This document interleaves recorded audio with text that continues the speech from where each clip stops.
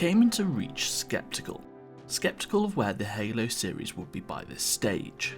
The playthrough in its entirety, I'd been skeptical of Halo as a series, and I've been pleasantly surprised throughout it. Playing Reach mirrors this. It was a pleasant surprise throughout, but it does make some decisions that are incredibly interesting when looked at through the lens of gaming history that I want to talk about today. We have a game that is a continuation of the Halo franchise, but is clearly deeply influenced by the likes of Call of Duty, which of course comes with its own set of baggage. Halo is about a decade old at this point in our critical retrospectives, and it's done so much to invent the console shooter, but enough time has gone where other big influences will start to have some effect. So join me in my quick critical look back at Halo Reach. As always, this video will be made up of some of my favourite parts of this game.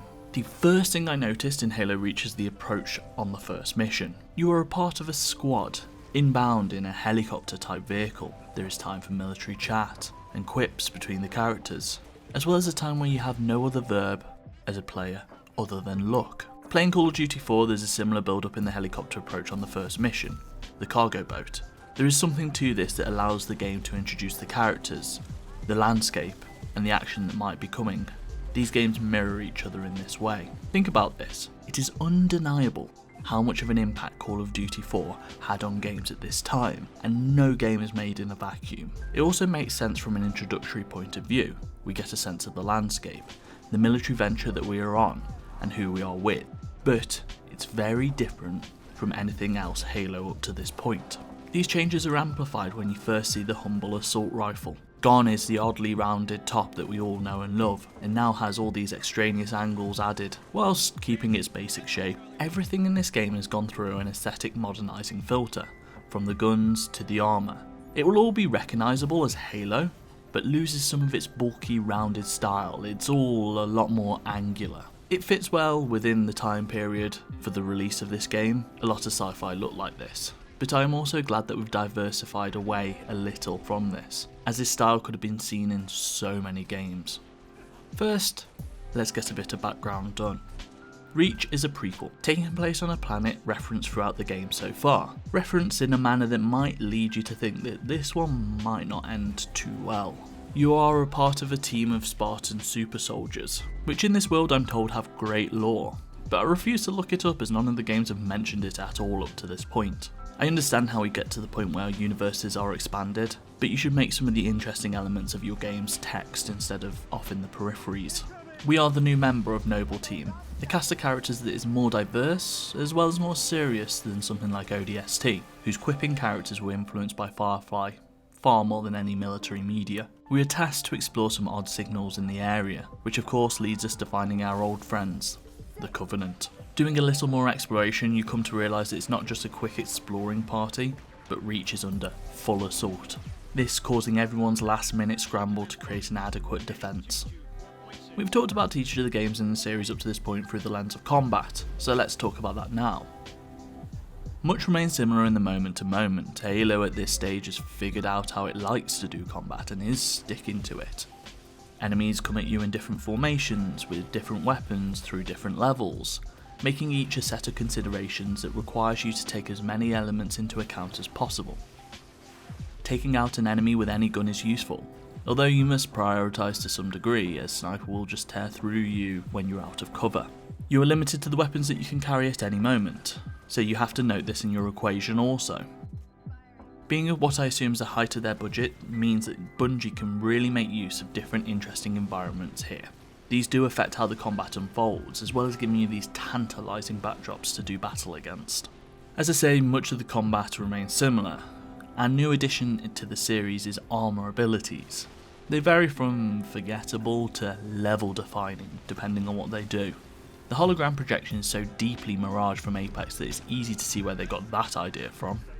There is a sprint which really should just be tied to a button or not in the game at all. Instead, just tying it to the single slot on your armour weighs you down, and the system. It's the jetpack which is the game changer. Whenever this becomes available, it changes what the developers can do with the levels themselves. It creates this dynamic vertical space that you can use to tactically approach situations with. I was reading through my notes that I've taken whilst I was playing the game, and one of them genuinely says the game should just be designed around the jetpack, as it unlocks so much more, making each encounter feel more variable. Something that's been an undercurrent to the whole series up to this point has been its set piece and mission design.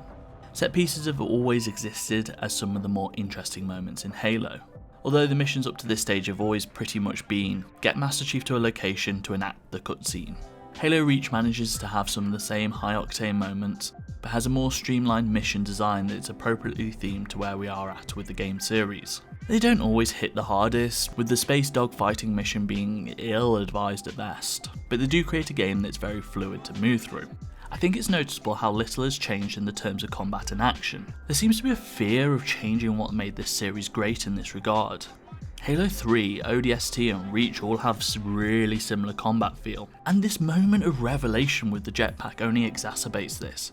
It introduces a completely new way to think about the space you inhabit, showing that the designers are totally able to expand out their current systems, but then it's not capitalised on throughout the rest of the game. I mentioned in my ODST video that I have gained a decent amount of respect for how these games do combat up to this point, and this is true, but the enemies are the same, the guns are the same, the game is pretty much the same, even with its slightly improved mission ideas and structure. The looming power of the military has always been a component of these games, war always working its way in the background. It's always worked in a similar way to something like Star Wars. War is happening as a framework for our protagonists to do heroic things, or something like Lord of the Rings, where each faction is represented by a group of memorable characters, again doing heroic things. But the minutiae of battle, how it's done, is all forgotten for finding the world-ending thing and stopping it. This means every aspect of the story is elevated, from success to deaths, as it's all happening to our main cast of characters. Each line delivery is a big swing, unprecise but elevating. It's almost a superhero story. But this very particular type of story has changed in Reach. Reach is much more interested in the type of military story that's deeply in love with all things military, almost to a fetishistic level.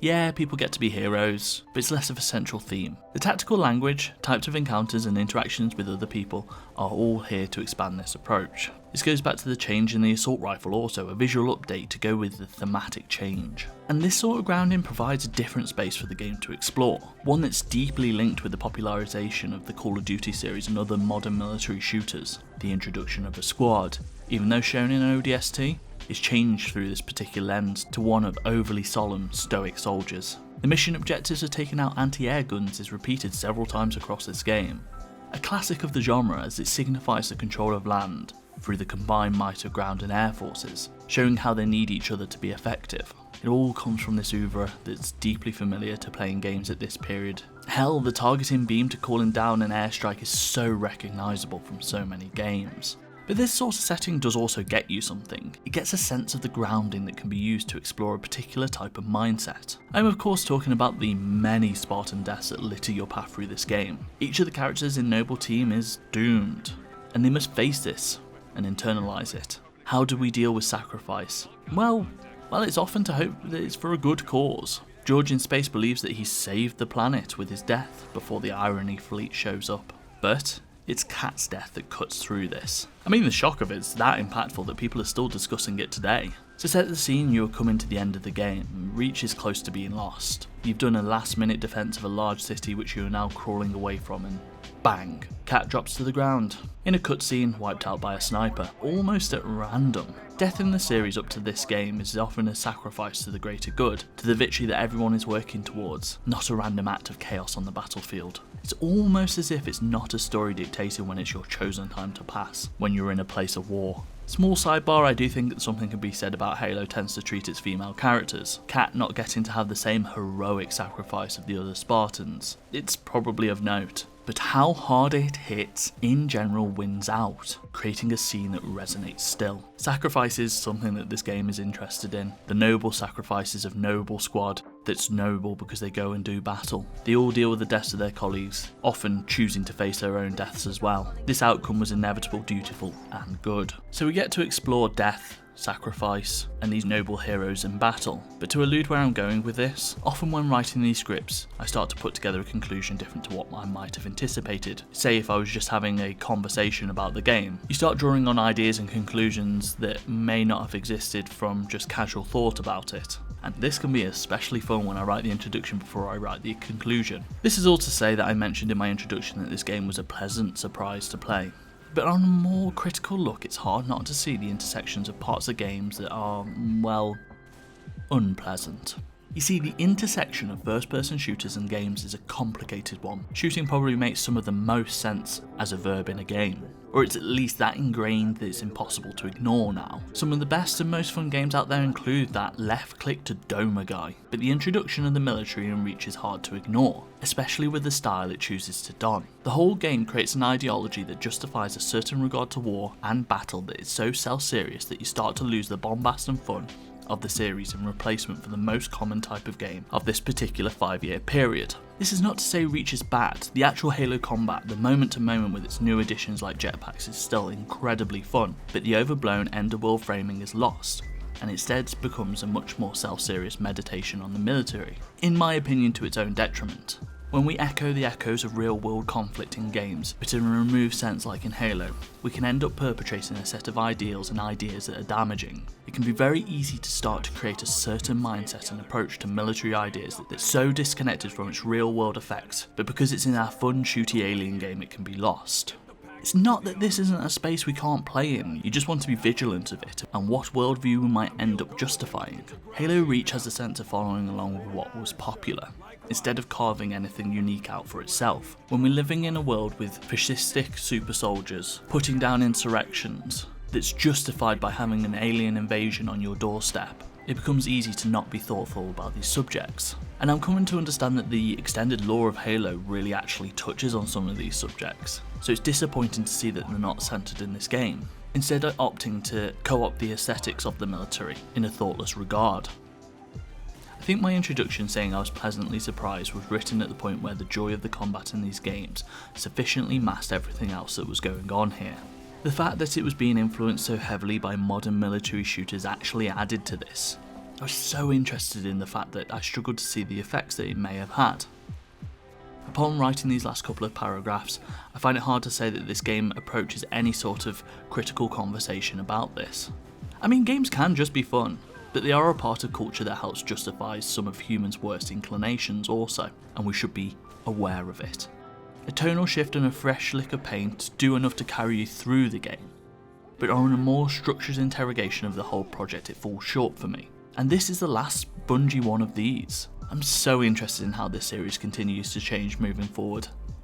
Yes, I'm committing to play more Halo games. Kind of in it now. God, I have complicated feelings about this game. Well, let's see how that changes as we move forward. I think I'm going to be trying out the RTS Halo Wars next. Let's see if a complete mechanical genre shift can clean out some of the bitter taste of Reach. My name has been Billy. Thank you for watching. Let me know what your personal thoughts on Reach here. I imagine a lot of people wildly vary from me. It'd be good to hear what those differences are. I want to hear it. Anyway, something. Goodbye!